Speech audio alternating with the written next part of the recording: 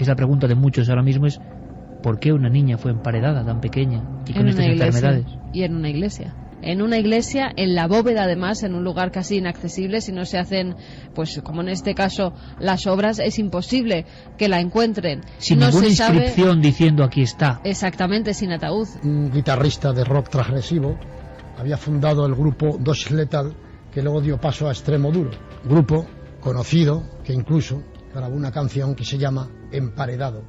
Este grupo hizo una canción que se llamaba Emparedado.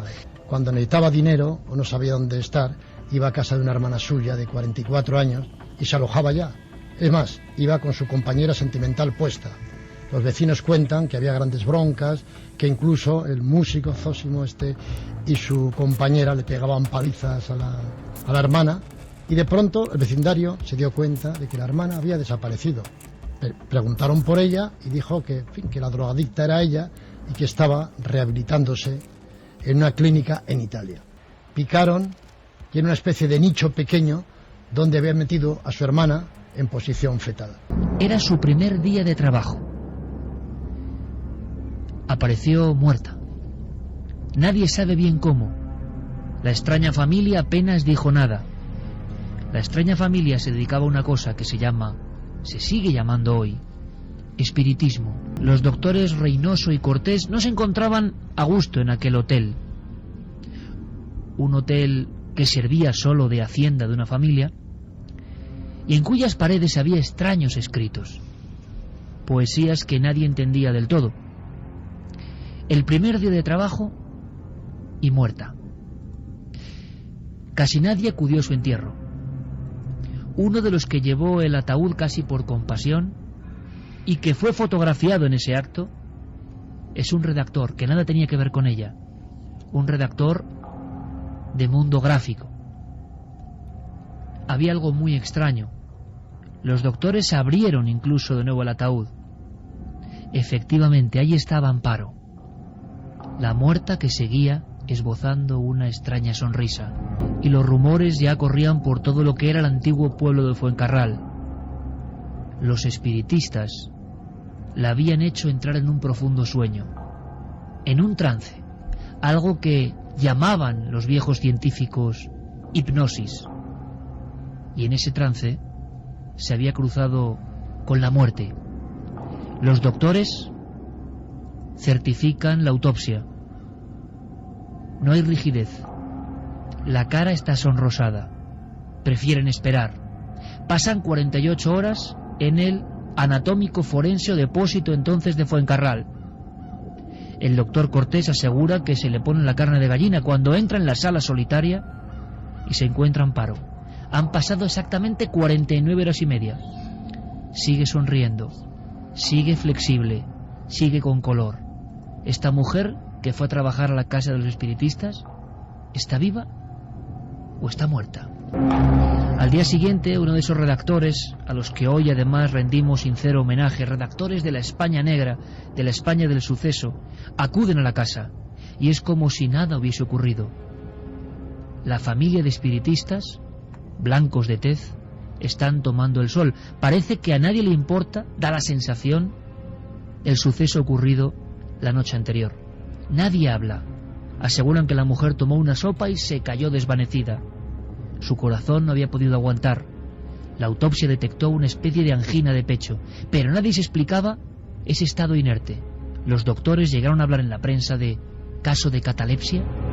En aquel viejo hotel vivía el que fue el director del Centro Espiritualista de Madrid.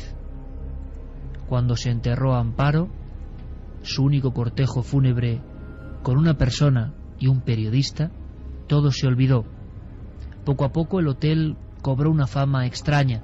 Esos sucesos eran mal vistos en la época. Fue desventijándose, fue cayéndose, fue quedando al margen de cualquier camino, y todavía algunas fotos años después reflejaban en sus paredes y pasillos hileras de letras, poemas escritos como con letras góticas. Algunos trozos fueron identificados, algunos trozos como este. Le has amasado pan de ternura, pan de dolor, de tu reposo, de tu sudor, de tu demencia, de tu cordura. Tu vida ha sido la levadura con la constancia del soñador. Le has amasado pan de ternura, pan de ternura, pan de dolor. Una casa extraña en noviembre de 1935. Una hilera de reportajes. La sensación de que en nuestro país han pasado muchas cosas diferentes, curiosas, con un estilo propio, con un misterio autóctono. Había reporteros de crónica, de estampa, de mundo gráfico, que vivían hasta el punto de la noticia que, como en este caso, cogían el asa del propio ataúd de la muerta que sonríe. Cubrieron cientos de noticias de este tipo, y en el fondo eran herederos de una cuestión que sigue hoy clamando como un término casi olvidado, o del que algunos se avergüenzan. Yo no sé vosotros, amigos, pero todos alguna vez hemos escuchado el término España negra. España pintada por Goya, España cantada por algunas personas, España dibujada o escrita por talentos de la talla de Solana, que hizo varios libros con este nombre, La España negra. Y sobre la España negra, sobre lo que significa, sobre el crimen y el misterio, sobre los códigos atávicos que nos hacen distintos también en esto, va este programa Dossier de esta noche. Dispuesto a viajar con vosotros a lo más profundo quizá de nuestra alma colectiva como pueblo. La historia de un país es también la historia de sus crímenes, y más si los crímenes siguen envueltos de misterio. Hoy es un programa, yo no sé si para no dormir, pero tened muy en cuenta que todas las historias que vamos a contar son 100% reales. Algunas parten de lo antiguo, otras llegan hasta hoy mismo. La mayoría les ha ocurrido, les ha pasado a personas como cualquiera de nosotros, que no esperaban que la capa negra de esta España les abrazase. Maestro de periodistas, siempre lo digo así, uno de los últimos de su estirpe, porque este tipo de periodismo ha ido perdiendo fuelle, o la sociedad de hoy no es lo que era. Bueno, será una cuestión de debate. Juan Rada, bienvenido, amigo. Hola, buenas noches. Sí, que... Juan, que nos trae además una auténtica joya, que es su último libro, Tras la huella del crimen, 50 años de misterios y casos sin resolver. Y un puñado de casos, Juan, con el factor no de la sangre simplemente, no del crimen, por hablar del crimen, sino del puro y duro misterio. Sí, en efecto, porque son casos que tuvieron gran resonancia en su momento, pero cuya resolución han pasado años, todo el mundo ha esperado y dice, ¿qué pasó? Y está la hora en que no se sabe nada. O sea, son casos impactantes, pero sin resolver. Casos con un misterio que quizá pasen las décadas de años y no se resuelvan jamás. Yo hablo del libro de Juan, que lo he devorado como un libro para no dormir. Me parece un buen eslogan. Un libro para no dormir. Y sorteamos ese libro, Carmen, esta noche. Buenas noches. Buenas madrugadas, Iker. Pues sí, vamos a sortear 3 ejemplares de Tras la huella del crimen, que ha publicado nuestro invitado Juan Rada. Vamos a dar las vías de contacto donde nos pueden hacer preguntas, donde nos pueden contar algunos de los casos de los crímenes más truculentos que a lo mejor se vivieron en su ciudad, en su pueblo, en su localidad, o que estuvieron implicados familiares suyos o que fueron víctimas. Bueno, lo que quieran. Y sobre todo con el factor, ojo, misterio y casi rayando lo sobrenatural. A través de las vías de contacto que siempre tenemos abiertas, 27699, palabra clave milenio, espacio, vuestros mensajes, milenio3 con número, @cadenaser.com, y la web de la cadena Ser, www.cadenaser.com. Iker, como cada semana también tenemos una encuesta en ikerjimenez.com. La pregunta de la semana es muy sencilla. ¿Crees que sigue existiendo la España negra? ¿Sabes cómo va la encuesta? A ver, más o menos. 75-20. 83,9 que sí, contra 16,1 que no. ¿Os sorprende, Juan? No, no me sorprende, no. Me parece una cosa muy real. Santi, buenas noches. Buenas noches, Iker. La España de las sociedades secretas, que nos vas a contar, sociedades asesinas en España, con signos esotéricos extraños indescifrables. Y las personas piensan que esto sigue fluyendo, que sigue existiendo. Y no me extraña, porque fíjate que estamos haciendo, por iniciativa tuya, precisamente ese rescate de algo que no es solamente privativo de España. En Estados Unidos existe lo que se llama el gótico americano. Los británicos han promocionado su Londres de niebla y luz de gas, en el que sucedían cosas terribles. Los italianos, curiosamente como nosotros, procuran no promocionar sus cosas de lupara y navaja en mano, esos asesinatos mafiosos. Pero es por una cosa muy sencilla. Los países que promocionan, casi como un atractivo turístico muchas veces, sus partes más terribles son aquellos que consideran que las han superado. Como las han superado, como no les acompleja, como no lo temen, pueden permitirse el lujo de exhibirlo, hasta a veces jocosamente, como algo del pasado, como qué cosas tenían nuestros ancestros. Pero nosotros lo consideramos vivo todavía. Con Fermín Agustí, Carlos Largo, Noel Calero en los sonidos tan especiales. ¿Qué ambiente hay esta noche? ¿Notáis el ambiente de esta noche? Vamos a hacer un dossier. Hay que sobrecogerse porque este es nuestro país. Y ha habido casos que cuando uno indaga en el trabajo que hemos hecho, a mí lo que me impresiona de verdad es que le puede pasar a cualquiera, y es la realidad, y lo vamos a ver. Personas que entraron en un bar a tomar una copa y no volvieron nunca.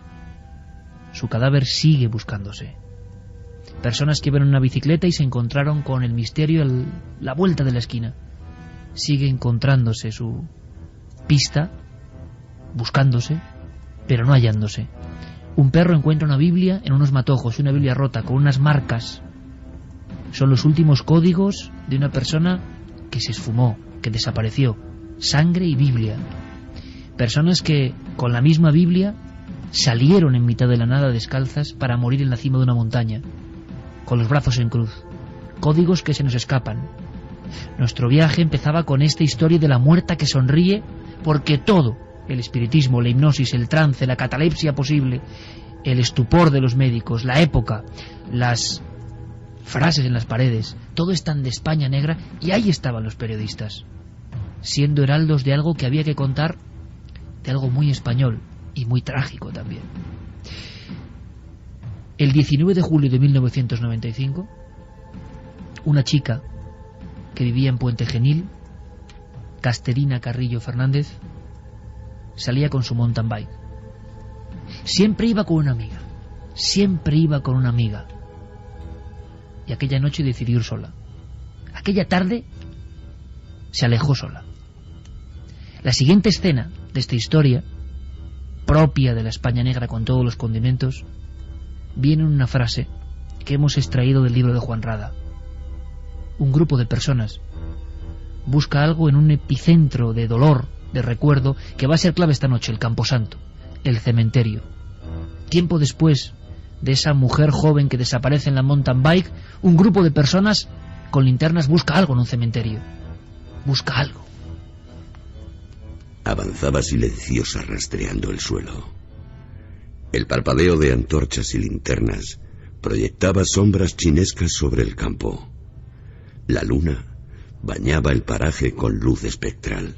De pronto, los integrantes de la batida descubrieron unas potentes luces que apuntaban a los roídos muros del cementerio. El cementerio, eterno lugar entre el más allá y el más acá, frontera de dos universos, protagonista en la España negra. Pero no hablamos de los años 30, ni de principios del siglo XX, hablamos de julio del 95, y los casos llegan hasta hoy mismo. Un paseo truncado, una historia terrible, la de esta mujer, que algunos periodistas de raza como tú, Juan, reconocéis en vuestras fichas como el caso del monje loco. Efectivamente, aquella comitiva se encontró unos faros que apuntaban en la oscuridad de la noche a los muros del cementerio. Sorprendidos, estaban buscando a la chica desaparecida, vieron a un señor al lado de una furgoneta con una cuerda. Lo interrogaron porque tenía una actitud extraña, vieron que había manchas de sangre dentro. ¿Qué pasa aquí? Pero eso se quedó un poco en el aire. La Guardia Civil hizo gestiones por allá, pero no se aclaraba porque la niña no aparecía. Ya a los 8 días, un agricultor la encontró muerta y se intensificaron las indagaciones, las búsquedas. El padre iba todos los días al cementerio a rezar, a llevar flores a la tumba de su niña. Y entonces se encontró con un monje por allá que le dijo que esa noche, cuando ellos descubrieron a ese señor, posiblemente lo que proyectaba era esconder allí el cadáver, pero sobre todo confesarse y pedir perdón. Es más, que se confesó con el padre prior de ese crimen que había cometido. El padre, claro, el padre de la niña, se alteró, quisieron saber la verdad, pero, en fin, dentro de la congregación hubo contradicciones y ya vamos a llamarle el monje, delator ya se había trasladado a Sevilla. Fueron a Sevilla, pero se había convertido en el monje loco. Había intentado suicidarse, lo habían metido en un psiquiátrico, su testimonio no valía. ¿Qué pasó? Fue arrepentimiento, porque se saltó el secreto de confesión, porque dijo la verdad, porque él se llevó el secreto al manicomio y ese crimen sigue sin esclarecerse. No se sabe nada. Había confesado ese padre que, según tengo entendido, Juan, a día de hoy, o hasta 10 años después, por lo menos que tengamos noticia, continuó haciendo el mismo viaje que en la bici hizo su hija el día en que desapareció, en que fue criminalmente abatida. Esa congregación de monjes de una orden de la resurrección, sí, que se encargan de el adecentamiento de los cementerios, ¿no? Sí. Se marchó tiempo después. Y en Puente Genil y toda esa zona que tú conoces bien, quedó el ambiente de que unos criminales que vagaban cerca del cementerio para esconder en un nicho el cuerpo de esta chica, no pagaron, como en tantos casos que recoges, que es lo que da miedo de tu libro. No pagaron. No, y además habló de que habría incluso 4 implicados, y por eso se sigue diciendo que el espectro de esos 4 implicados que procedían del pueblo de Lucena sigue vagando por allá. O sea, el padre de esta chica pues está sumido en el dolor porque hay unas posibles pistas, pero como se han convertido en espectros, pues este crimen no se ha resuelto, han pasado ya 16 años y ya prácticamente no se aclarará nunca. Esa primera escena es propia de las historias de crímenes que ocurren en lugares de la España negra, en lugares comunes, en lugares que, como decía, han plasmado pintores o han dejado en cuartillas los escritores. Muchos, como Solana, por ejemplo, que murió. Yo creo que merece la pena volver a ver a Solana. Quienes no sepáis mucho de pintura española, yo soy el primero que no sabe, pero me sorprendió. Es un hombre que se dedicó, algunos le llamaban genio, otros loco, la delgada línea, a poner en sus cuadros llenos de color y de negrura, de oscuridad, caretas de cerdo, animales colgados, máscaras de carnaval que daban miedo. Y todo eso fue complejizando hasta que sus cuadros se convirtieron en bodegones casi del horror, de la tragicomedia de la España negra. El propio Solana llenó su casa de estos objetos, de este tipo de objetos que representaban esa España como eterna, estigmatizada, llena de pulsiones violentas, llena de misterios, y que no acababa de morir, y que se la odia y en algún aspecto se la ama por lo fascinante que puede ser. Solana murió, según cuentan biógrafos, viendo esas máscaras, caretas de cerdo humanizadas, decapitadas, rondando en su propia cama, hablándole, como si los espectros de la España negra, como le ocurrió a Goya, la atemorizasen. Francisco de Goya, cuando llena su casa con las pinturas negras, cuenta uno de los biógrafos que huyó de allí despavorido, no por cuestiones políticas, no por cuestiones materiales. Dejó la Quinta del Sordo con las más espantosas escenas de la España negra, porque dicen que una noche aquellas pinturas que rodeaban su casa, que envolvían su comedor, su dormitorio, que le miraban en una extraña danza, aquellas pinturas, repito, una noche de repente se pusieron a hablar. Porque, Juan, una de las claves eternas de la España negra es el cementerio como lugar donde deshacerse de cuerpos. Ha habido casos en cementerios donde, cuando han ido los enterradores, han abierto una tumba y se han dado cuenta de que lo que había ahí no podía estar ahí, que algún maleante, algún criminal de la España negra había aprovechado el eterno silencio y el miedo que nos da el cementerio para actuar. Un caso tremendo fue el de la tumba de Ituren. Sí, los cementerios a veces se han utilizado como un medio de escondrijo de cadáveres. En pueblos que a lo mejor había fallecimientos cada 10, cada 15 años, pues nadie iba a mirar ahí. Levantaban una lápida en un panteón, metían un cadáver. Pero ¿qué pasó en Ituren en 1966? Pues murió una señora, Luisa Urroz, viuda de Iturbe, y fueron a enterrarla en el panteón familiar. Eran los ricos del pueblo y era el único panteón. Al correr la pesada piedra, se encontraron en el pasillo que separaba los nichos con 2 cadáveres abrazados, entre ellos cubiertos con una pequeña lona y unas cuerdas. ¿Qué es esto? Rápidamente llamaron al enterrador, al juez de paz. Nadie sabía nada de esos 2 cadáveres. No eran vecinos del pueblo, no eran vecinos de ningún lado de la zona, porque en 15 años no había fallecido nadie. el forense dijo que habían fallecido, que llevaban enterrados un año así. El tema se complicó cuando se comentó de que podían ser el cadáver de Ben Barka, líder de la oposición marroquí, y de su secretaria, desaparecidos precisamente en aquellas fechas, misteriosamente, en París. Ahí surgió la ley, ahí se impuso la omertá, la ley del silencio, porque el régimen no quería problemas. ¿Tú has vivido la ley del silencio, Juan, como periodista? Sí, ese fue, vamos a decirlo, pues el primero de los casos, porque se personó una noche la Guardia Civil para decir que no se podía publicar nada de ese suceso. ¿Tú trabajabas en Diario de Navarra? Yo trabajaba en Diario de Navarra, esto era el año 1966, en el otoño, y nosotros levantamos esa noticia, incluso el caso también estuvo. Lo que pasa que el caso no dijo nada de la persona de Ben Barka, lo dio como un crimen misterioso sin más. En una tumba han aparecido dos cadáveres amarrados, hombre y mujer, en una tumba de un pueblo pequeño donde nadie muere. Desnudos. Vosotros indagáis y decís, pueden ser dos dirigentes políticos importantísimos que han sido quitados de en medio. Y ahí llega otro elemento de la España negra clave, Juan, la advertencia del poder. Sí, porque cuando fuimos allá, yo entonces mandé la crónica para Europa Press y demás, observé que, aunque estaban desnudos, había un zapato de rejilla de medio tacón. Entonces, una gente que pasa por la frontera, una mujer, no va con zapatos de ese estilo. Además habían dicho, no, son portugueses, gente clandestina, no, o sea, la manicura. Pero es que al hombre le faltaba la dentadura. Eran tiempos en que no había pruebas de ADN.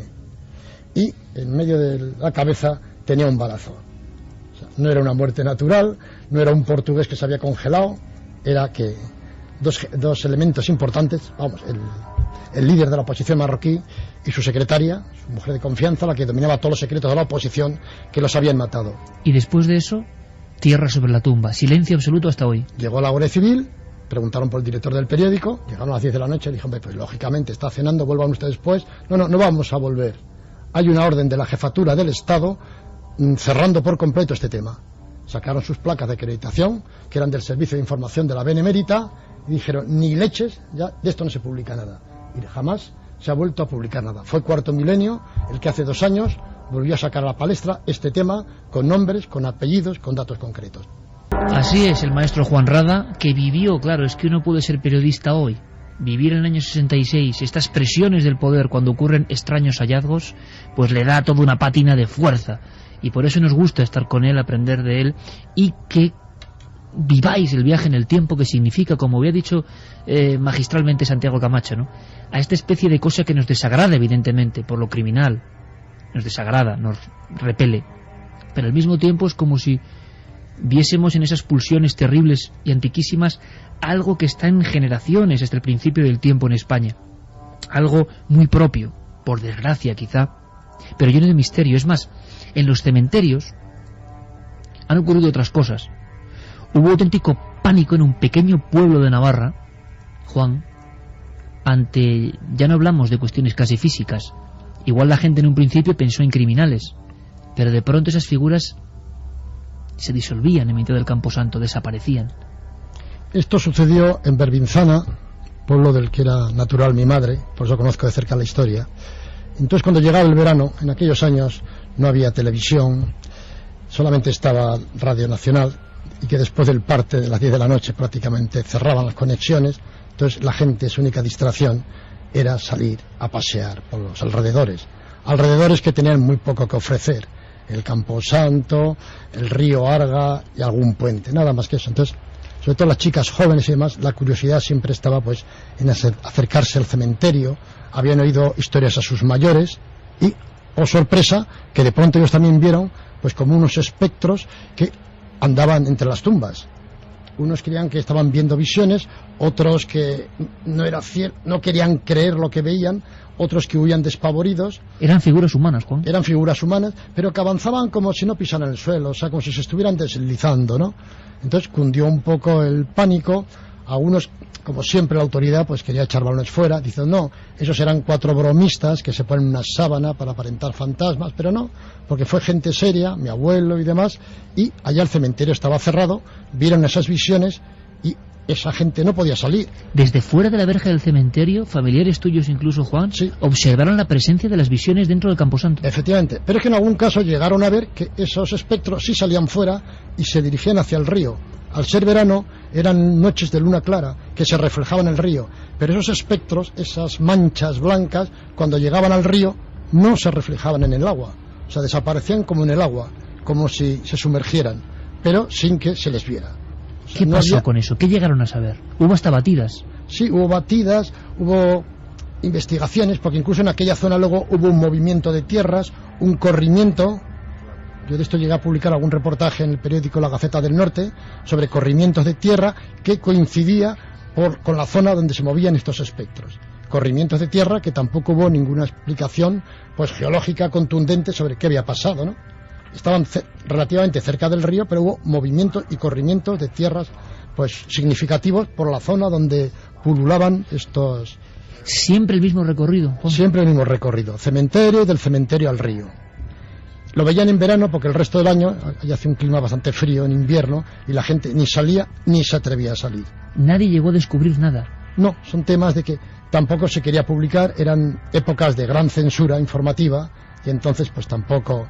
Y los que sabían también era el complejo ese que hay de contarlo, de que te tomen por loco, de mira hija mía, mejor que no digas nada, que procura no salir de noche, no ir por allá. Pero esos fenómenos también se dieron por pueblos limítrofes de la Ribera Navarra y la gente pues no se aclaró, pasaron el tiempo, ya la gente al llegar a la televisión, otras cosas, se ha recluido más en los recintos y ya no existe esa expectación, esa curiosidad, ese morbo que había por conocer estos fenómenos. La gente pensó que eran difuntos que vagaban por allá. Además eran pueblos donde hubo muertes violentas, entonces siempre muertes violentas pues por temas de lindes, por despechos sentimentales, entonces pensaban que eran los espectros, los espíritus de esos muertos por muerte violenta que vagaban por allá y que, en fin, querían comunicarse con la gente del pueblo. Pues, en fin, casos que en su propia coraza tienen todos los elementos propios de lo que llamamos España negra. Yo no sé si ha variado la encuesta, Carmen, porque claro, hoy con Internet, con los iPhone, iPad y 1000 artilugios, con los satélites, ¿qué queda de la España negra? ¿Acaso están pasando casos en la actualidad? Pues sí, y lo vamos a contar. Pero los amigos y amigas que escuchan Milenio 3 ¿pueden pensar que esa sensación de la España eterna oscura no se ha marchado? Pues la encuesta ha variado muy poco. La pregunta era, ¿crees que sigue existiendo la España negra? 83,1% sí, 16,9% no. Posiblemente, quizá la encuesta más alta, de las más altas que hemos tenido en Milenio 3. Última hora. Acaba de ocurrir en Cádiz. Acaba de pasar en Cádiz y tenemos los documentos.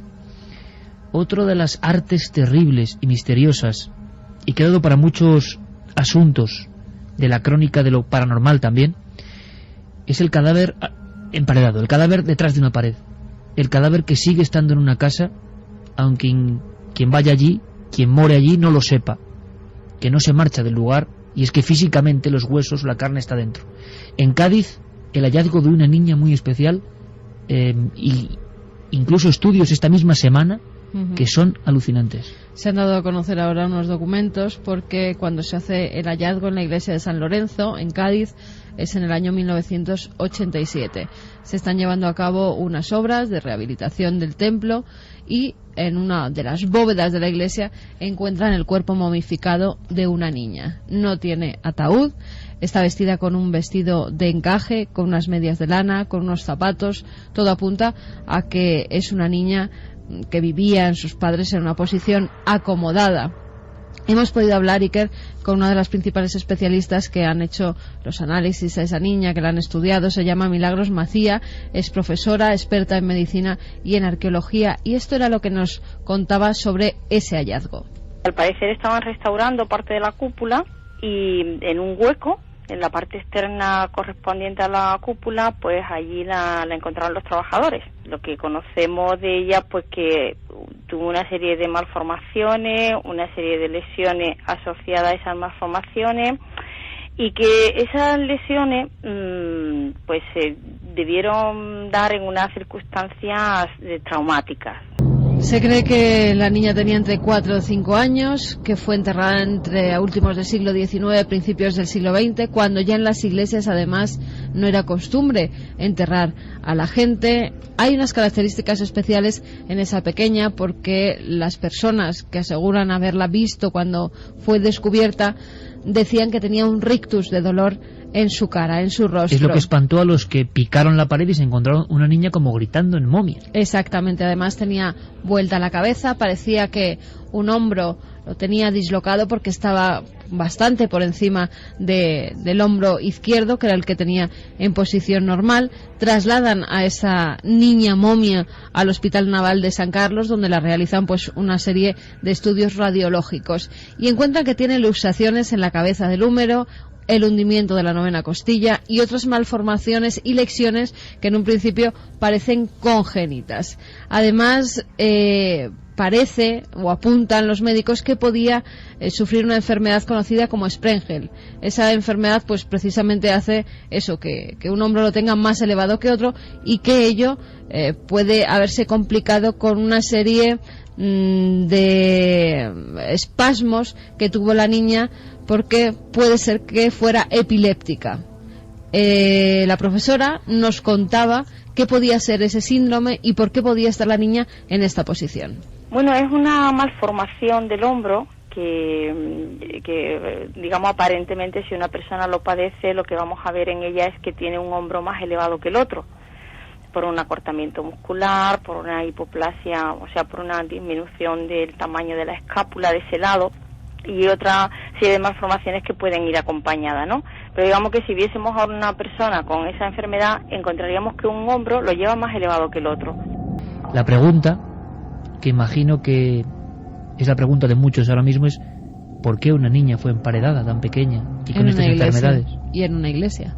Y no se tiene un no solo... enterrada. No enterrada, emparedada. En una iglesia, en la bóveda además, en un lugar casi inaccesible. Si no se hacen, pues como en este caso, las obras, es imposible que la encuentren. Sin no ninguna se inscripción sabe... diciendo aquí está. Exactamente, sin ataúd. No se sabe quién es esa niña, no se sabe cuáles son las causas de su muerte y sobre todo no se sabe por qué fue enterrada precisamente en ese lugar. Luego le voy a preguntar a Santiago Camacho por esas tradiciones de españoles que a veces místicos se emparedaban en vida.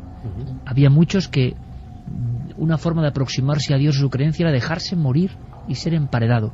Pero es que estoy viendo ahora mismo, Juan, ¿sabes qué? Estoy viendo una calle de Madrid, una calle no muy lejos de aquí, de la Gran Vía, una calle de la zona castiza. No es la mejor época, son los años 80, son años de droga, años de gentes un tanto oscuras en su comportamiento. Es la calle Luciente número 9, es un mesón que se llama el Lobo Feroz, y estoy viendo a una persona regia de aspecto, cara contraída, está sentado en la mesa, está la persiana echada, porque hace mucho tiempo que casi nadie va al mesón del Lobo Feroz, y está bebiendo constantemente. Le llaman el Legionario, uno de los últimos hombres que emparedaban en nuestro país. Un mesón que evidentemente aparece en tu trabajo, que es crónica pura del horror de la España negra. Sí, es una historia curiosa. Este local lo compró un subcomisario de policía, al cual las prostitutas de la zona de Delicias lo apodaban el Lobo Feroz. Y el hombre, con sentido del humor, decidió ponerle ese nombre, el Lobo Feroz, para que lo explotara a su hermano. Posteriormente lo cogió una famosa prostituta llamada La Rubia para, lógicamente, poner un puticlub. No es una zona muy apropiada para ello, para vender copas caras, y entonces una señora, madre de un legionario, cogió el arrendamiento para que su hijo tuviera pues una forma de ganarse la vida. Este hombre, de complexión fuerte, que había estado en un tercio de la legión, era un hombre arisco, de trato distante y muy dado a la bebida. Entonces algunas noches a última hora, cuando ya estaba pasado de alcohol, su cuerpo le pedía sexo y se acercaba a la calle de la Cruz, en el centro de Madrid, muy cerca de aquí de la Gran Vía, y contrataba los servicios de alguna prostituta que había. Se la llevaba al bar, intentaba realizar el acto sexual, pero el exceso etílico que tenía no se lo permitía. La profesional decía que ya había pasado un rato y que tenía que volver a hacer la cera. Este, que se sentía humillado, despreciado, cogía el cuchillo jamonero e in misericorde las empezaba a rajar de arriba abajo. El primer caso que se dio fue el de una chica, Araceli Fernández, que la intentaron matar, pero salvó la vida. Se pudo escapar, pidió auxilio, la policía se presentó allá y bueno, como era una prostituta, dieron validez a sus palabras. Me ha querido robar y demás, y la historia ahí quedó diluida. Pasó el tiempo, el local cerró por el poco público que tenía. Lo cogió otra persona, quiso hacer obras de reforma, y cuando los obreros estaban picando con la alcotana debajo de la escalera que conducía al sótano, se encuentran un cadáver, se encuentran 2 cadáveres. Llega la policía, ¿qué es esto? Entonces se acuerdan de aquella prostituta que salvó la vida por los pelos.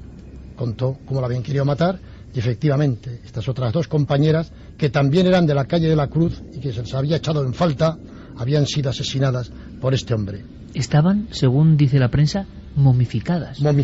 Dentro de la pared de un mesón. O sea, había gente que había bajado a los servicios de ese mesón, sí, que había estado comiendo en el mesón, tocando cuerpo a cuerpo la pared donde estaban 2 momias de prostitutas del centro de Madrid. Sí, él puso una ligera capa de yeso y tranquilamente siguió sirviendo allá comidas y de todo como si nada. Y cuando cerró el local, se fue tranquilamente, dejando ahí un cementerio. Fue el siguiente dueño cuando al reformar apareció. Lo detuvieron rápidamente y él dijo que se alegraba de la detención, porque si no hubiera seguido matando prostitutas. Muy atentos, amigos, porque esta noche tenemos muchísima información. A estas mismas horas nos va a llegar, dentro de aproximadamente 60-90 minutos, estamos aguardando información de nuestro corresponsal en Estados Unidos, Javier del Pino. Será en la cuestión de actualidad. El último minuto nos dice que han aparecido 8 cuerpos en una playa de Estados Unidos, todas prostitutas, un nuevo Jack el Destripador de alguna forma, y que la situación es de máxima alarma, de auténtico miedo. Lo hilamos casi con la historia del lobo feroz aquí a nuestra vera, ¿no? Cuenta la leyenda, la verdad, no lo sé. Algunos periodistas lo dijeron, que había un lobo disecado en aquel mesón, un lobo de taxidermia, y que impresionaban mucho los ojos y la boca abierta de ese pequeño lobo puesto ahí en una especie de atril. Y dice la leyenda o la verdad periodística que aquellos ojos acristalados del lobo miraban a un punto de la pared donde estaban las momias. Esa extraña tradición española, Santiago Camacho, compañero, de místicos, que esto sí impresiona, porque el emparedamiento por lo criminal, quizá esta niña, quién sabe, tiene, entre comillas, cierto sentido esconder el cadáver. Había personas que decidían autoemparedarse. Sí, además no te creas que es tan extraño. Fíjate, hace unas semanas hablábamos precisamente de esa tradición budista japonesa de automomificarse. Parece que las grandes religiones, en su negación del cuerpo en pro de la espiritualidad, han llegado a esos extremos. Esa tradición empieza en lo que se llama el monacato oriental. Los ascetas de la zona, sobre todo de Siria, de los primeros tiempos del cristianismo, se recluían en cuevas, y hay casos importantes como el de Macario de Alejandría, Juan de Tebas, que se pasan el resto de su vida, y estoy hablando de décadas, encerrados en una cueva que ha sido absolutamente tapiada, sepultada por rocas, con apenas un resquicio por el que les pasaban la comida. En el caso de Macario, para mortificarse más, hizo promesa de no volver a comer jamás nada cocinado, con lo cual imagínate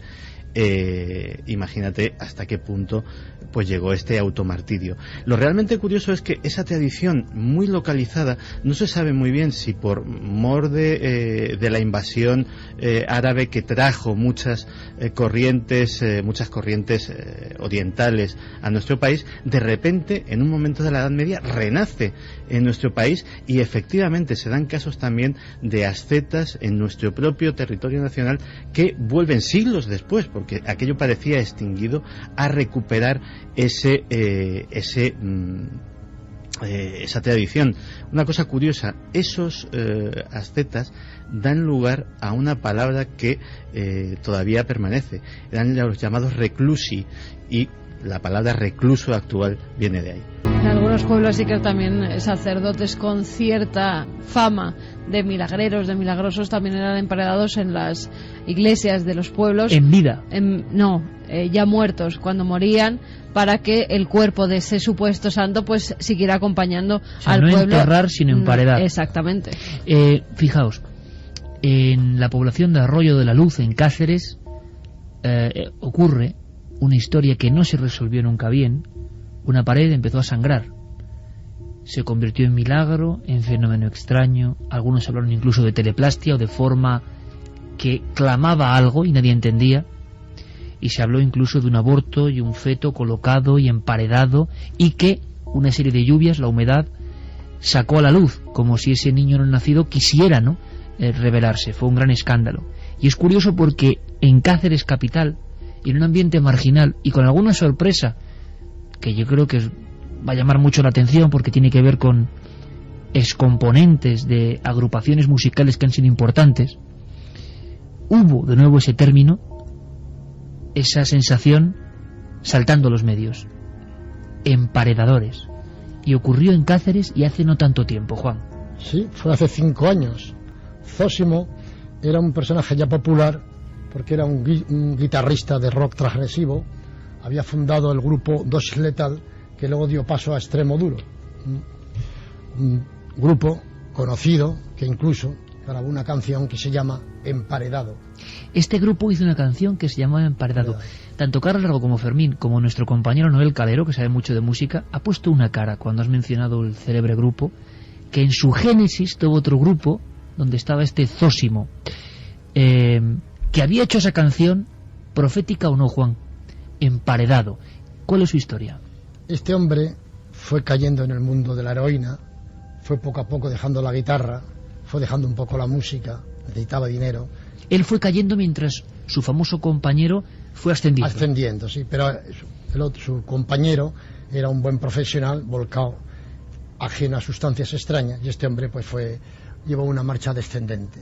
Cuando necesitaba dinero o no sabía dónde estar, iba a casa de una hermana suya de 44 años y se alojaba allá. Es más, iba con su compañera sentimental puesta. Los vecinos cuentan que había grandes broncas, que incluso el músico Zósimo y su compañera le pegaban palizas a la hermana, y de pronto el vecindario se dio cuenta de que la hermana había desaparecido.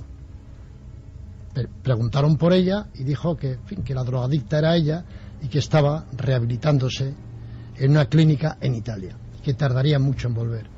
Y ya fue pasando el tiempo. Pero un Jueves Santo, un vecino que debía sospechar algo avisó a la policía de que creía que no había salido de esa casa, que no se estaba rehabilitando ni en Italia, que estaba dentro. Entonces fue la policía, empezaron a mirar y al final de un pasillo vieron que habían puesto como mucho desodorante, ambientadores para evitar el olor, pero también que había como unos pequeños mosquitos pululando. Corrieron a un armario y detrás vieron que en la pared habían hecho una obra relativamente reciente. Picaron y en una especie de nicho pequeño donde habían metido a su hermana en posición fetal. Casos recientes donde surge la historia del emparedamiento. En el año 93 también, en la calle Argento de Vallecas, en Madrid, una familia de la etnia gitana entran a esa casa que estaba abandonada y empiezan a hacer una serie de rehabilitaciones, a tirar muros para construirse pues allí un lugar donde alojarse. Y cuando tiran uno de esos muros ven que salen unos pies. Les da tanto miedo, ya lo sabemos además, sí, que esta gente es muy supersticiosa, que tiene... Como alma que lleva el diablo, saliendo allí. Salieron, además los vecinos aseguran que cogieron la furgoneta que tenían, que se llevaron por delante, incluso los cubos de basura, porque lo vieron como algo maligno, como algo que les decía que allí, claro, no se podían quedar un cadáver del cual solo salen los pies al tirar un muro. Al parecer estaba dentro de una especie de lona, estaba atado y estaba como haciendo el pino. Así es como lo encuentran los vecinos, que dicen, bueno, que han visto esta gente, ¿qué pasa aquí dentro? Entran y se encuentran que han tirado el muro y que hay un cadáver. Llaman a la policía y efectivamente estaba como en posición hacia abajo. Le habían enterrado así, le habían emparedado así porque era un drogadicto, había estado rehabilitándose en Vitoria, había conocido allí a otro drogadicto al que llamaban el Pepe de Sevilla, eso ponía en las noticias, y pues por una pelea Pepe le clava un pico en la cabeza y después deciden emparedarlo, y él y un compañero lo dejan allí hasta que esta familia de gitanos lo encuentra. Juan, si puedes en apenas un minuto, ¿cuántas veces la alcotana o la piqueta en obras que han sido tan habituales en nuestro país se han encontrado con sorpresas? Por ejemplo, en un discreto hotel de Mallorca, una reforma y aparece una mujer. Sí, aparece una mujer. ¿Y qué pasa aquí? Nadie sabía quién era esa mujer. Interviene la policía y, investigando, haciendo memoria, recuerdan que 19 años antes una empleada se había ido y la familia suya de Granada había preguntado por ella. Entonces pensaban que se habría ido a otro lado. Entonces empezaron a investigar, cogieron el ADN de este cadáver que apareció allá, compararon con la hermana y efectivamente era la empleada que llevaba 19 años allá emparedada. Siguió la investigación y ella sucedía que mantenía una relación adúltera con otro empleado del establecimiento que estaba casado. Ella le dijo que o dejas a tu mujer y te vienes conmigo o lo dejamos. Él le dijo que como lo dejaran iba a hacer una locura. Entonces ella le dijo a su hermana, oye, que me voy para Granada. No tuvo tiempo. La mató, la cortó y la emparedó al lado de la piscina. Y muchos turistas se bañaban en la tranquila piscina con los niños, y había junto a los tabiques de la piscina una mujer del año 1977. Imaginaos escenas que vamos a seguir no recreando porque son pura realidad. Esa sensación, como le pasó a la primera protagonista de la noche después del caso de la muerta que sonríe, esa chica que se iba en bicicleta, ella había dicho que alguien la seguía. Otra sensación, mirar por la ventana en tu cuarto y ver que hay un individuo que nunca es perfectamente definible, puede ser como cualquiera, pero la chica tiene la sensación de que alguien le está vigilando. Chicas que dejaron en su diario: este cardo se va a convertir en una rosa, y después desaparecieron para siempre. Un perro encontró la Biblia y manchas de sangre. Estamos acostumbrados al CSI, a las historias que nos cuentan los norteamericanos, que lo hacen fenomenal, mejor que nadie posiblemente. Pero rascando un poco en nuestro país y en los últimos años encontramos historias que yo creo que son insuperables. Pues fíjate, hablábamos del caso de la calle Argente en Puente Vallecas y nos escribe el policía que encontró el cadáver. Antonio nos decía: qué recuerdos, soy el policía que encontré al emparedado cuando salieron corriendo los gitanos. Estaba boca abajo y solo se le veían los pies. De esto ya hace muchos años. Juan, pues... esto es la magia y la interactividad de la radio. Esto en otros años sería imposible, ¿verdad? Que el policía, el amigo que descubre el crimen, escucha a Carmen contar la historia y nos comunique cómo fue el hallazgo. La próxima semana también estará aquí nuestro amigo Juan Rada para contarnos una cosa que nos va a poner la carne de gallina. Tiene más que ver con los aparecidos, tiene que ver con una gran verdad ocultada durante mucho tiempo, tiene que ver con documentos oficiales, y me dan ganas de saltar sobre la noticia ya, Juan, pero vamos a dejarlo para la semana que viene. Creo que es un auténtico pelotazo también de alguna forma, ¿no? Una serie de evidencias de cosas que pasan y que tienen que ver con, sí, aparecidos. Aparecidos es lo que prácticamente creyó tener a su vera, por ejemplo, otro de esos grandes reporteros a los que hoy, con la presencia aquí de Juan Rada y su trabajo, rendimos un poco homenaje. Del periódico Crónica, años 30, José Cirré Jiménez. Imaginaos a un reportero como los de Estampa, como los de Mundo Gráfico, como los de Los Sucesos, que reciben en su pequeña y humilde mesa, donde circulaban tantas y tantas historias increíbles, con las que embelesaban al público y con las que investigaban y se fundían con las gentes, y eran auténticos detectives y llegaban a veces antes que la policía. Imaginaos, digo, a José Cirré Jiménez, que recibe un extraño sobre sin firma. Bueno, sí, una firma. Dice: La Estrella Solitaria. Y ahí una propuesta que le mantuvo en vilo, porque ¿la aceptaba o no? Se venía hablando en Granada de la presencia de una extraña secta o sociedad.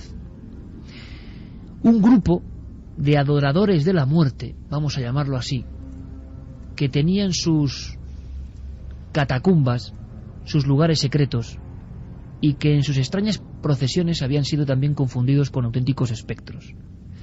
José Cirré Jiménez era invitado porque no les gustaban a estos miembros de la sociedad secreta los rumores que se estaban difundiendo y querían mostrar su verdad.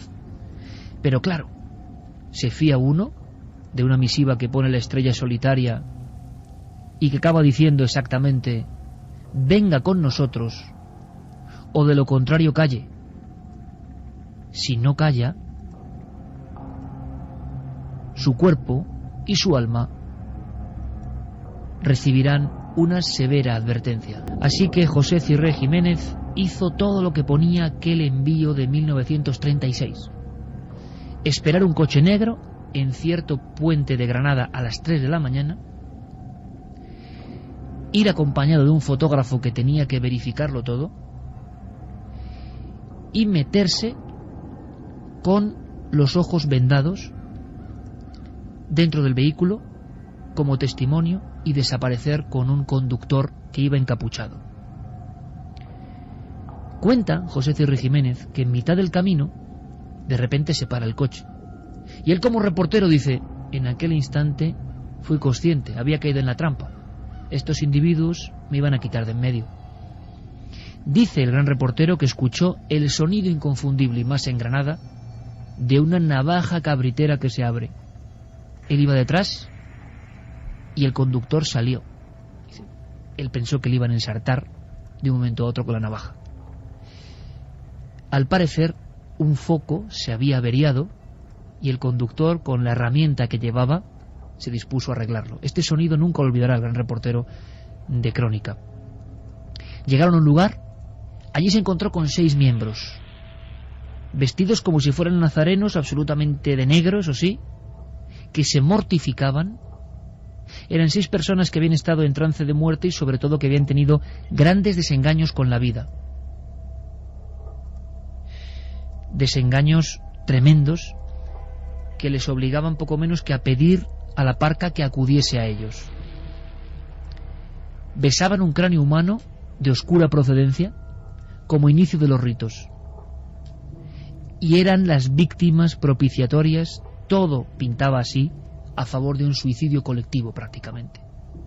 El fotógrafo, desde las posiciones que le indicaron, hizo una serie de fotos siniestras, fotos realmente increíbles. Por ejemplo, había 6 ataúdes preparados para el rito que iban a cometer.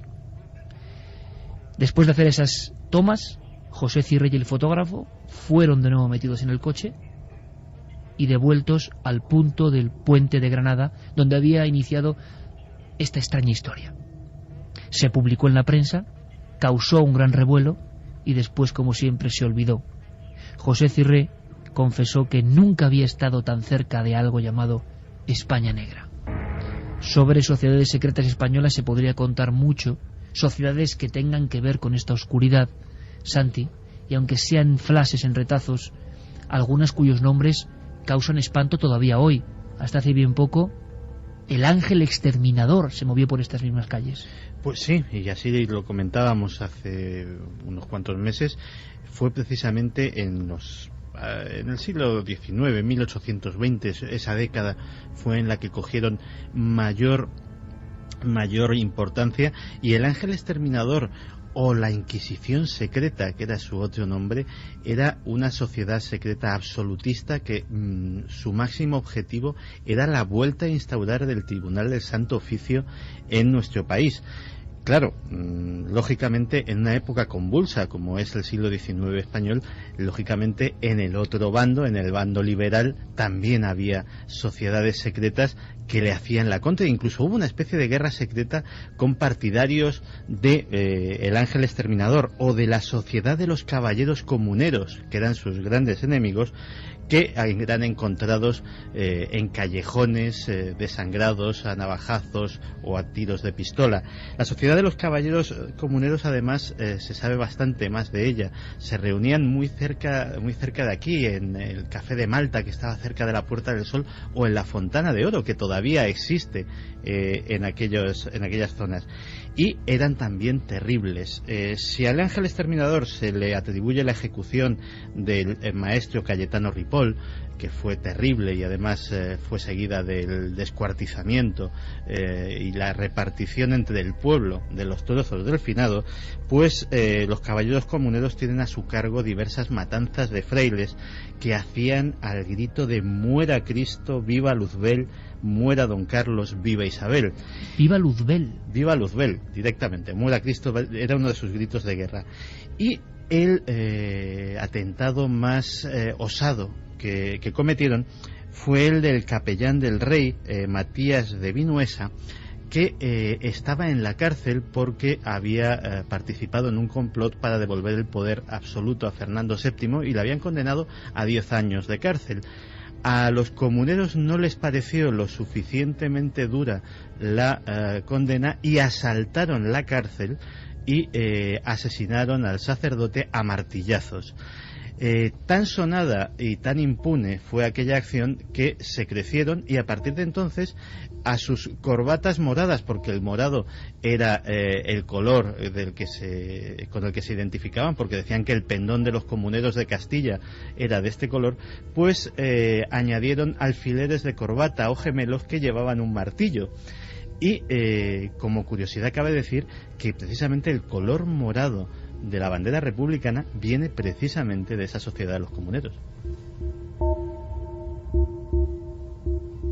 Estampas puras de la España negra. El ángel exterminador, los comuneros y sus reyertas sembrando de cadáveres las calles de Madrid y otras ciudades. Por cierto que hemos empezado con la estampa del cadáver que sonríe, la primera hora. Hemos seguido con la visita de un periodista a la guarida de la estrella solitaria. Y José Cirré Jiménez lo que sí que hizo como buen reportero, no había grabadoras, es anotar. Es casi abuela pluma dejar negro sobre blanco la extraña letanía, la extraña canción a modo casi de miserere que aquellos 6 individuos en las entrañas subterráneas de Granada cantaban cada noche mientras besaban un cráneo humano con extraños signos y se metían en unos ataúdes. Gracias a este reportero, gracias a este tipo de periodistas investigadores, quedó en la prensa española tan singular cántico. Decía así: Dios de los espíritus, del alma y del cuerpo, dadnos la muerte pronto, redímenos del cuerpo. Odiamos la carne y todo lo terreno. Ten piedad de nosotros y llévanos al cielo. Muerte cobarde, ven por nosotros. Creemos, por ejemplo, que el canibalismo, una de las formas creo que más infrahumanas o que más nos identifican con el reino de lo salvaje, pues pertenece a culturas primitivas y a latitudes lejanas. La siguiente escena, Juan, y ahora vamos a saber lo que está pasando en un cementerio en Pakistán, que creo que es, pues eso, para no dormir. La siguiente escena, Juan, que yo veo es un vagabundo extraño, como desnortado, sin rumbo, arrastrándose bajo el sol por los caminos de La Mancha, concretamente de Albacete. Va dispuesto a matar y lleva una fiambrera con carne de un extraño aspecto. Pasó hace no mucho tiempo.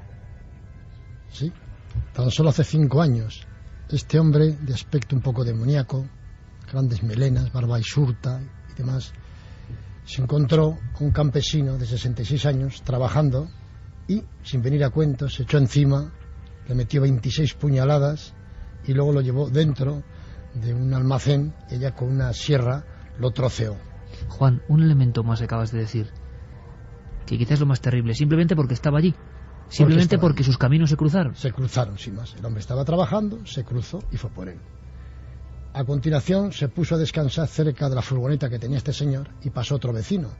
Entonces le llamó la atención que este señor tan extraño, casi con una pinta diabólica, estuviera en la furgoneta del amigo. Entonces el alemán el caníbal, tiró de navaja e intentó matar a este señor, que se dio a la fuga. Cogió el móvil, llamó a un agente de la policía, este se personó rápido, entonces el caníbal se montó en la furgoneta, intentó arrollar también y matar a la gente. Se tiró la cuneta al policía, el otro chocó con un árbol y a punto de pistola lo detuvo. Miró lo que llevaba encima en el zurrón y llevaba una fiambrera con varios filetes de carne humana. Ocurrió en Férez. En Férez. Un pueblo cualquiera, una tarde cualquiera de 5 años. ¿Qué demonios pintaba este tipo por ahí? Parece que había dejado una senda de cadáveres ya en su vagabundear. Iba con su perro Chucky y ya había venido de Jumilla, donde había matado a otro huertano de 71 años. También se sabe que estaba reclamado por la policía de Alemania porque había intentado matar a otra persona. O sea, no se sabe el reguero sanguíneo que ha dejado a su paso, ni por supuesto la de gente que pudo comerse. Vamos a ver, Juan, dicen que a este primer huertano de Murcia, un hombre de 71 años que sigue trabajando tranquilamente, se le aparece esta figura y que le clavó el puñal, la navaja, de forma tan fuerte que rompió la hoja en la cabeza. Efectivamente, rompió y se siguió cebando, o sea, con un odio terrible, visceral, a una persona que no conocía de nada. Pero era una persona rara. Su ídolo era Freddy Krueger, el protagonista de la serie. ¿Y cómo un hombre así puede ir vagando por España? Esa es la gran pregunta de la España negra, que parece que si pasa hace 5 años está pasando. ¿Cómo es posible que un individuo así, Juan, vague por los caminos en pleno día, utilizando cañadas, utilizando caminos comarcales, y cualquiera de nosotros, en bici, caminando, un padre con un hijo, una mujer que va a hacer un recado, pueden cruzarse con un individuo de este tipo? ¿Cómo es que no hay ningún control para este individuo? Era un señor que estaba en búsqueda y captura, iba vagabundeando, y si no llegase porque aquella persona tiró de móvil y avisó a la policía municipal, pues hubiera seguido matando. Era un hombre muy raro, porque en su agenda decía que me gusta brindar con vino negro del cuerpo del muerto, brindar con sangre de mis víctimas. El caníbal de Férez. Hay que imaginar también la escena, porque en todo esto aparecen también las heroicidades, ¿no? Y en las personas más normales y corrientes, en cualquiera de nosotros, claro que puede haber ese estigma de lo malo, pero también surge lo bueno. Ese individuo, poniendo en peligro su vida, mientras este hombre con la melena va siguiéndole por el barbecho con la navaja, llega a llamar por el móvil, Juan. Sí, llega a llamar por el móvil porque ve que el otro lo va a pillar y que lo va a matar. Entonces, a la desesperada, como estaban cerca del pueblo, pues llamó a la policía municipal y se presentó un agente, el cual también se jugó la vida, porque intentó arrollarlo y matarlo también. Pero, y ese policía, cuando recibe la llamada, está viendo un hombre que está corriendo con el caníbal detrás. Con el caníbal detrás, efectivamente. Y entonces va también a por el policía, y este se salva porque se arroja a la cuneta, le sigue corriendo y se estrella contra un árbol. Y a punta de pistola consigue detenerle y encuentra la friambera ahí con los filetes ya condimentados, o sea, para comer, o sea... De carne humana. De carne humana, para ingerirla. No es Georgetown, no es Singapur, no son los suburbios de Lima, no es un remoto poblado inuit de Alaska, es un pueblo de Albacete, Férez, y un caminante en mitad del día. La última hora llega desde Pakistán, y desde que Carmen está indagando la veo con mala cara, sinceramente, por el impacto, y no es normal. ¿Qué ha pasado en Pakistán estos mismos días? Pues las noticias que nos llegaban a España es que 2 caníbales se alimentaron de cadáveres durante al menos 7 meses. Cadáveres que desenterraban de un cementerio de la localidad de Coar Kalán. Y bueno, eso era lo que nos decían las noticias, que al parecer pues la policía encuentra en plena acción a estos caníbales. Pero buscando e incluso acudiendo a periódicos de la zona han informado que la cosa es todavía peor. Vamos a ver, el año pasado estos 2 hermanos, que son hermanos, los caníbales son hermanos, asesinan a su propia hermana por razones de honor. Al parecer la hermana había cometido algún acto que no había gustado a la familia, ellos la asesinan e inmediatamente empiezan a comer su carne. Después de esto, Iker dice que se hacen adictos a la carne humana y que entonces no pueden dejar de ingerir cuerpos de personas recientemente fallecidas. Hasta tal punto que uno de ellos, Rana Farman, así se llama uno de los detenidos, mató a su propio hijo para después comérselo. Se han encontrado los restos, los huesos del niño, y ahora se sabe que la última persona a la cual estaban devorando era una chica que acababa de morir de cáncer, tenía 24 años, y encontraron cerca de la localidad donde viven ellos, cerca de su casa, el cuerpo de la joven al que ya habían comido una pierna entera. Los padres de esta joven no se lo podían creer. Han sido detenidas más personas, Iker, porque se cree que no son los únicos. Se cree que hay un grupo por lo menos de 5 o 6 personas que se dedicaban a desenterrar cadáveres recientemente enterrados y a comer su carne. No saben si por rituales extraños todavía, lo están investigando, o porque realmente decían los policías que los han interrogado que se han hecho adictos a comer carne humana y que ya no les gusta ninguna otra carne. Yo no sé, habrá que pulir toda esta información, ver lo que va ocurriendo, pero ahora acabo de ver a Goya, acabo de ver el cuadro de Saturno devorando a su hijo. En este caso fue real. Saturno quizá uno se de llamaba los Rana Farman. más terribles ideados por la mente humana. Y como siempre digo, y creo que hay que motivar a la gente a que acuda a nuestros grandes museos. Si hacéis la experiencia, amigos, de ir a la sala de las pinturas negras de Goya, de esas pinturas que, por cierto, quedaron ahí a la intemperie, porque en España daban miedo, tuvo que venir un francés, el Baron d'Erlanger, para decir, oiga, que esto es obra cumbre del arte mundial. Aquí en España lo negro lo llevamos tan dentro en el alma de la España negra que lo habíamos dejado ahí, porque nos daba miedo. Y es verdad que esas pinturas, en conjunto, vuelve uno a verlas. Fijaos en una, si vais con vuestros hijos, casi mejor dejarlos en otro lado, porque esto es como, es verdad, es encontrarse con el terror, ¿no? Pero para tantos amigos que yo luego lo sé, que hacen cosas, ¿no? Y que los programas les motivan para hacer planes diferentes. Bueno, pues, si vais al Prado y vais a ver las pinturas negras de Goya, quedaos enfrente de una figura terrorífica, ese es el terror, que estaba en el cuarto más grande de la Quinta del Sordo, de Goya, y veréis una especie de espectro blanquecino gigantesco, con la barba quizá parecida al caníbal de Férez, devorando, ya no tiene forma, lo coge por un brazo a su propio hijo. Yo nunca, que sepa, en el mundo de estos caníbales, había escuchado, nunca hasta ahora, que alguien hubiese comido a su propio hijo. Yo no sé, Santi, Juan, si tenéis datos de algún caso de caníbal que en vez de hacerlo con alguien ajeno, lo haga con su propio hijo. Yo no recuerdo. Quizá los espectadores, los oyentes, nos saquen de dudas, pero es que ya no sé qué puede haber peor que eso. No sé qué puede haber peor que eso. Lo que sí sé es que uno piensa en Pakistán, en un cementerio, en lo remoto. ¿Por qué no trazamos una línea? Que es la cuestión de este programa. Nada es ajeno al hombre. Nada está tan lejos. Hablábamos antes de Mallorca y la gente bañándose en una piscina de apartamentos y había un cuerpo. Bueno, pues en Calpe, que no es precisamente un lugar alejado, también hubo un hombre que le llamaron hace no mucho tiempo el caníbal de la costa. Sí, fue hace 7 años. Una hermosa mujer inglesa, divorciada, fue a esa localidad pues para emprender una nueva vida en una zona pues que estaba muy poblada de ingleses. Allí hizo amistad con un constructor y inició una nueva etapa. En sus contactos conocieron a un inglés joven que ignoraban que era un delincuente que estaba en busca y captura, y se formó un extraño triángulo. El constructor tuvo que volver a Londres para su trabajo, y entonces este inglés que estaba en busca y captura se volcó de lleno a seducir, a conquistar a la mujer.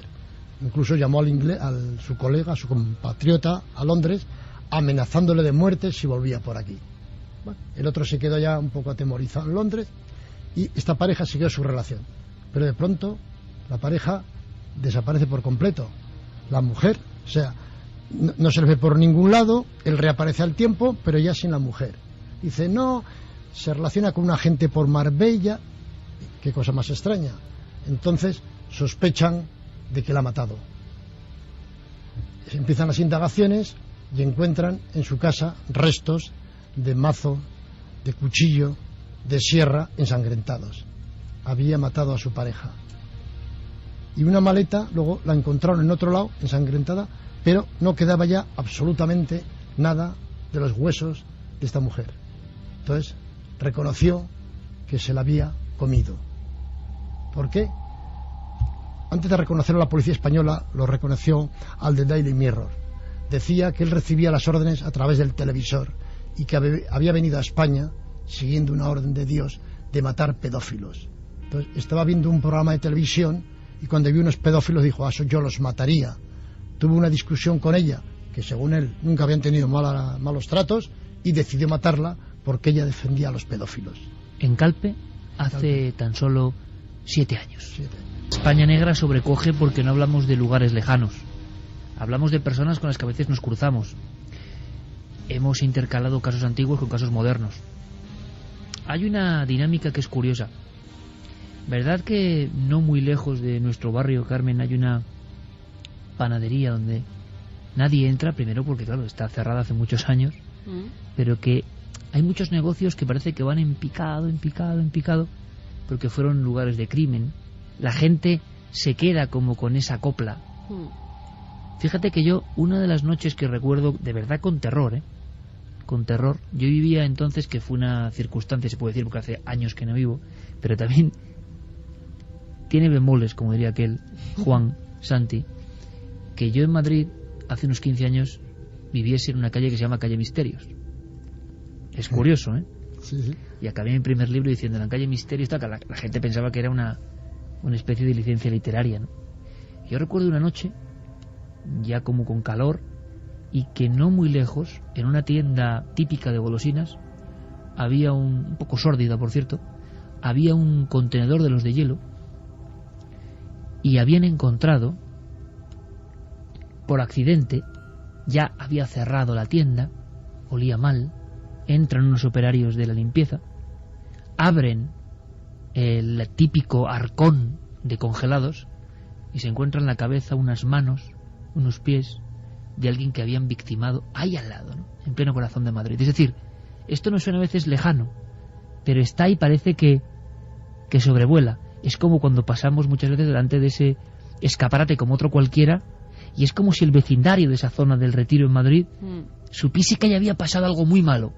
Y mucha gente lo sabe. Y todos los negocios fueron mal a partir de entonces. Todos los negocios fueron mal y acabó, pues la tienda debe de llevar más de 25 años cerrada. Yo recuerdo de pequeña que sí que estaba abierta esa panadería, que además nunca comprábamos. Mi abuela me decía, no, ahí no entres, vámonos un poco porque más lejos. Porque vamos al estigma de la España negra, ¿no? Claro, el lugar que queda marcado, la gente también es muy atávica para eso, el lugar, ¿no? donde Jarabo hizo de las suyas, donde ni más ni cometió el menos. último de los crímenes, en esa especie de tienda donde se dejaban cosas en depósito, ¿verdad? Pues justamente ahí. Y fíjate, hablando con vecinos de la zona que tienen ahora sus negocios cerca de esa tienda, me decía que siguen ocurriendo cosas extrañas. Y me decía, ¿Cómo fíjate, como ruidos que se escuchan por las noches. Cuando no hay nadie. Cuando no hay nadie. Y nos decía, me decían a mí cuando llevo, por ejemplo, cosas a arreglar, me decían, es que muchas veces ponemos las máquinas funcionando para no ir. Dice, y mira que no tenemos miedo, porque nosotros en estas cosas pues no tenemos miedo, no pasa nada, pero sabemos que hay algo raro, que ponemos las máquinas y así mejor no escuchamos los sonidos, los lamentos que se escuchan. Imaginaos una casa de empeños donde Jarabo hace de las suyas, luego mata a personas en una casa, allí ejecuta a otra persona, queda marcado, y todavía hoy, es decir, la España negra es algo indeleble, se queda, su estigma permanece, se queda en la comunidad. Y yo voy a confesarlo, de vez en cuando pasamos por ahí, y si no hay mucha gente, yo pongo mis manos al lado de los ojos y observo a través del escaparate, y veo algunos recipientes de marcas que ya no existen hace mucho tiempo, marcas lácteas, botes de refrescos que ya no son así, un mostrador antiguo, casi con el recuerdo de aquellas balanzas que ponías encima una pesa y la marca no era digital ni mucho menos, algún calendario, quién sabe, quizá de hace 20 y pico cajas años, de bollos antiguas, y todo ahí descoloridas, suspendido en el tiempo. igual que la casa donde también cometió los asesinatos Jarabo, al lado del Eso. mercado de Ibiza. Eso te iba a decir, que alguna vez que he estado yo esperando en la puerta de la iglesia de los Sacramentinos, Sí. como experimento muchas veces me fijo en la gente mayor que va por la calle. Y es increíble cómo la mayoría, sobre todo los que se nota que llevan mucho tiempo viviendo en el barrio, al pasar delante no pueden evitar una mirada hacia arriba, hacia el piso, hacia la terraza del piso donde ocurrieron los crímenes. Uno de Es los crímenes, automático. claro, Sí, que impregnaron hacia el balcón ese toda que sigue España. teniendo. Bueno, ¿por qué hablamos de comercios? No es porque sí. Porque los comercios, antes hablamos del Lobo Feroz, han sido un lugar donde ha habido crímenes. Y al parecer había una relación entre lo que pasaba después, como ha contado Carmen, gente que nos ha llamado y nos ha dicho que oyen ruidos cuando eso está totalmente vacío, o voces. Bueno, imaginaos un bar en Barcelona donde entra alguna gente y no sale nunca. Jamás. Y un extraño sótano. Un nombre que parece bucólico, parece como para niños. El bar Snoopy. ¿Qué pasó en ese bar, Juan? Este bar, situado en la Gran Vía de Barcelona, era regentada por José Gilart, un antiguo policía que se dedicaba ya a actividades no muy lícitas. No le pagaba al arrendador las rentas correspondientes, no pagaba a la seguridad social la cotización de sus empleados, constantemente le estaban haciendo reclamaciones. Entonces un día citó al agente de cobros de la Seguridad Social para que viniera a la tienda porque él iba a liquidar todo. Le dijo que la acompañara bajo los sótanos. Jamás se volvió a ver a esa gente. Con un cuchillo de cocina, que además le había encargado al cocinero que lo comprara ex profeso, lo mató de un golpe, lo troceó, lo metió en una maleta de ruedas, aún quedaban allá las marcas de las rodadas, y desapareció el cuerpo. La maleta sí apareció en un contenedor, el cuerpo no. Pero es que a los 4 días le dijo al casero que también que iba a liquidar su deuda comprándole el local. Había falsificado documentos de una notaría para prepararle todo. También lo hizo bajar abajo, le dio un golpe, lo troceó, lo metió en otra maleta, se lo volvió a llevar y él siguió trabajando como si nada. Una tercera persona tenía que haber ido, porque el local era propiedad de 2 personas. Entonces también había preparado los papeles para la socia del arrendador, con la cual iba a hacer absolutamente lo mismo. Pero claro, cuando en la Seguridad Social este señor no volvía, miraron, encontraron el coche aparcado ahí, en la puerta del bar. ¿Qué ha pasado aquí? Entonces fue la Guardia Civil, aplicaron el reactivo luminol y demás, y vieron que quedaban marcas de las rodadas. Los había matado.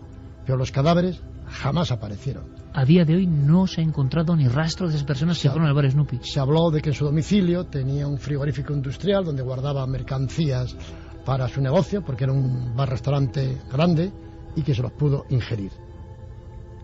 Tenerlos poco a poco para ir comiéndolos. Para ir comiendo, y nunca apareció resto por ningún lado de este hombre. Fue juzgado y encima fue declarado absuelto, porque cuando aparecieron las marcas de sangre, el agente judicial había salido a tomar un bocadillo. El hombre iba a estar todo el día. Y entonces dijeron que como era una vivienda privada, pues que no valía esa prueba. El Supremo dijo que de nuevo se celebrara el juicio, porque eso no es una vivienda privada, es un local comercial. Y estaba a punto de que lo condenaran. Pero entonces en su bar, dicen que aquí a hierro mata, a hierro muere, entró el criminal más buscado por la policía de Barcelona, Marcelo Dinar, que había acabado de matar a un policía en un atraco, que acababa de matar a un niño en un pub simplemente porque se equivocó de copa y bebida la suya. Atento a esto, Juan, porque yo creo que es otro de los elementos de la España negra de le puede pasar a cualquiera. Dinar mató a un niño, a un joven, porque en la discoteca se equivocó y se tomó su cubata, o le dio un trago. Le dio un trago en un pub que se llamaba Fleming y lo mató, sin más por eso. Y luego entró allá, pidió tabaco, y cuando se agachó el otro a darle cambios, le metió un tiro de arriba abajo, que en fin, ya prácticamente el hombre salió tranquilamente, el asesino, ya se lo llevaron tetrapléjico y tal. Tercer casi crimen en el mismo bar, de momento. Eso es. Y luego lo intentaron rematar en el hospital, pero no pudieron porque había protección policial. Se sospecha que pudo ser alguien muy allegado a las víctimas, que se tomó la justicia por su propia mano. El juicio no llegó porque este hombre se quedó tetrapléjico, murió, no hubo juicio, no hubo condena, y de los cadáveres no se sabe absolutamente nada. Cuenta Juan, en ese libro que hoy sorteamos y que va dedicado por Juan Rada, que este hombre, dueño del bar Snoopy, principal acusado de esos crímenes y quizá de canibalismo, estaba tetrapléjico en la cama porque esa bala le había entrado por la cabeza y le había atravesado la columna. Solo movía los ojos, diciendo sí o no, pero murió sin desvelar su secreto. ¿Cuánta gente había entrado en ese bar y nunca había vuelto? La leyenda urbana que se cuenta de esas tiendas donde entra una madre y una hija en el bazar de Estambul y demás y no vuelven, se convierte en realidad. En un sótano de un bar de Barcelona hubo gente que entró para jamás regresar.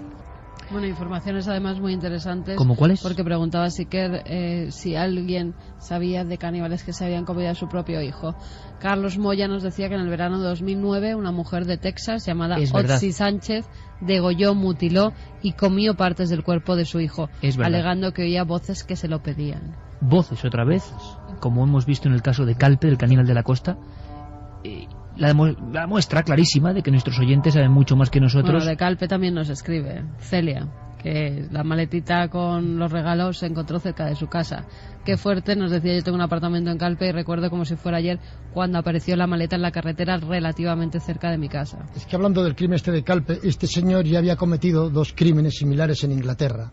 Primero a un hombre que dicen que abusó de él que no apareció el cadáver jamás. Y luego una mujer con la que tuvo relación, que tampoco apareció el cadáver. Es curioso, Juan, que los casos de últimos caníbales, años 2004, 2006, en España sean extranjeros. Efectivamente, tanto el caso de Férez como este de Calpe eran extranjeros. Qué curioso, vagabundando por España sin ningún control. Vamos a hablar de España negra y la semana que viene nuestro dossier continuará, no tanto en la sangre, y sí en lo de los aparecidos miedos y misterios. Así que yo creo que va a ser apasionante. Pero la siguiente escena nos lleva a no dejar de lado el mundo de lo digital, al mundo de Internet. Nos pensamos que todo esto de la España negra tiene que ver con eso, con el ángel exterminador, las cosas de Solana y de Goya y las cuestiones del siglo XIX más o menos. Estamos viendo que no. Hombre, recientemente, esta misma semana, teníamos la noticia terrible de ese hombre rumano que había matado, si no me equivoco, en Torrejón de Ardoz o por ahí a su mujer o a su chica, y había enseñado por la webcam a su padre el cadáver, ¿no? Son como elementos de la España de hoy negra, negrísima, llevados a lo digital. Uno de los primeros casos que a mí me impresionó mucho, que cuenta de forma magistral Juan Rada en su estudio, Tras la huella del crimen, es una historia de una muchacha que había engordado. Al haber engordado, esa visión que tenemos tan superflua, ¿no?, de la realidad, pues la había afectado con sus amigos, con sus pandillas. Se sentía mal, se sentía triste.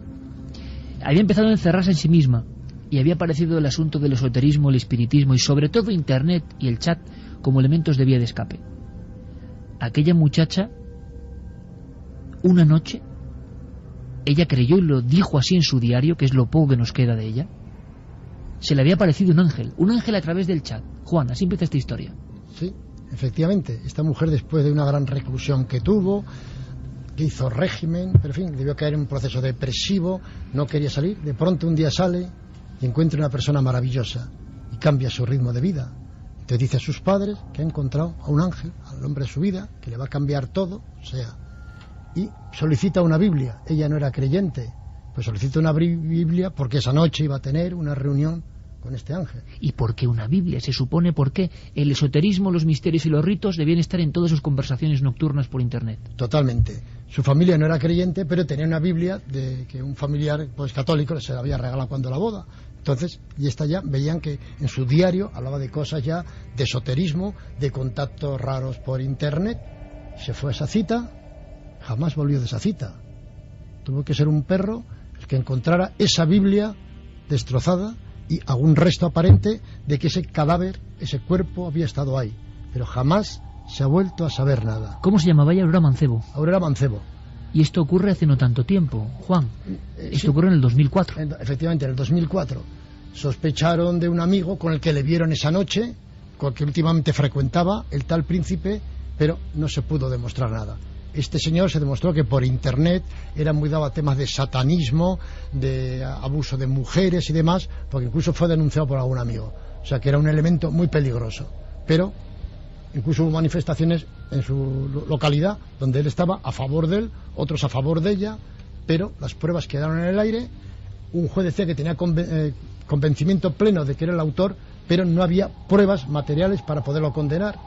Quedó libre y ahí, salvo los restos de la Biblia ensangrentada, no se ha vuelto a saber nada de esta chica. Otra escena de la España negra, los animales que encuentran cosas. Ese pastor alemán va hollando la vera de un camino, encuentra esa Biblia destrozada. Ella dejó en el diario: de este cardo nacerá una rosa. Pensaba que su encuentro con el ángel, le define como ángel espiritual, iba a cambiarle la vida. No hemos vuelto a saber de ella. Bueno, solo apuntarte que María Dolores Yeste también en el año 2008 se encontró una Biblia en su cuarto. Ella subió a la Sierra del Maigmó en agosto y allí encontraron el cadáver. Además, un parapentista que estaba haciendo parapente por allí ve que hay algo encima de la montaña, se acerca, aterriza justo al lado y encuentra a esta joven desnuda con los brazos en cruz y con un rictus que parecía de felicidad. Vestida con una especie de toga blanca y caminando kilómetros estaba y desnuda, kilómetros. Iker. La toga estaba, no era una toga, era un camisón Un La había camisón dejado. con el que había salido de su casa, en zapatillas de andar por casa, un camisón blanco, lo había dejado en su subida a la montaña y ella estaba completamente desnuda. Y descalza.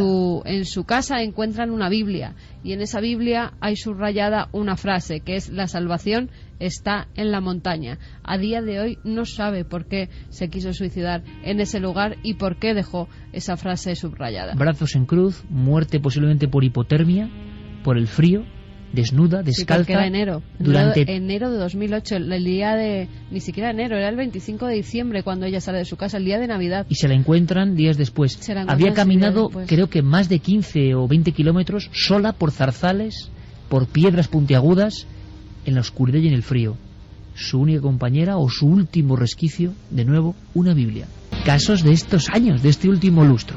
Emilio y Sandra también nos escribían desde Calpe y dicen que se acuerdan perfectamente de ese caso que fue espeluznante. Karzum nos dice: la historia del ángel exterminador me ha recordado a otra sociedad terrible del siglo XVI llamada la Garduña. Sí, ¿Habrá claro, similitudes entre ambas? La Garduña eran delincuentes perfectamente agrupados y tiraban de navaja y de hoz con gran alegría. Sí, y además hay otra en el siglo XVI mucho menos conocida, que eran los linajudos. Los linajudos, en una época en que todo dependía de los buenos informes, de la genealogía, de la pureza de sangre, de no ser hereje o de no tener antepasados judíos, se dedicaban a chantajear a todo el que accedía a un puesto en la función pública, en el ejército, le iban a nombrar caballero de la Orden de Santiago o a ser testigos a sueldo en juicios.